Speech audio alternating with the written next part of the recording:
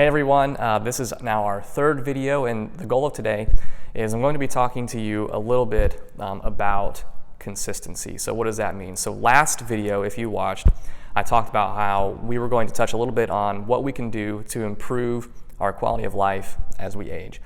And so tying this back into exercise and physical activity, more specifically resistance training, one of the key aspects, I would call it probably the most important aspect, is consistency.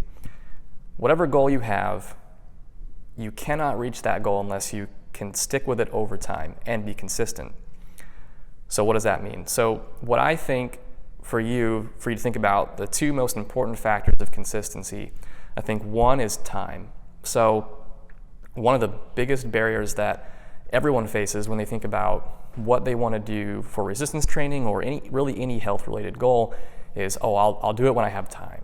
And so one of the biggest factors that I think, or I would say one of the biggest benefactors that you can get with not only doing OsteoStrong Spectrum sessions, but also the X3 resistance training, is that those sessions take only 15 minutes to complete, right? And when you do an X3 training session, the 15 minutes can feel like an hour's worth of work. I tell everyone, you get out of it what you put in, right? So you could take it easy and it might not feel as hard as it would be if you did something for an hour, but if you really give it your all, you will feel like you've done an hour's worth of work. So that's the first thing, the time aspect. It's only 15 minutes and it's gonna help set you up for success that way. The second aspect, and I touched a little bit on this last time when we talked about resistance band training, and that is avoiding an injury. So for you, in anything, physical activity, physical related, I should say, whether it's the OsteoStrong Spectrum sessions or, exercising with the X3 training equipment or anything else really, for you to continue to stay on track to meet your goals, you have to be able to continue to do the activity, right? If you were to sustain an injury, well then all of a sudden you're out for, weeks. As we age, it becomes harder to recover from these things, right?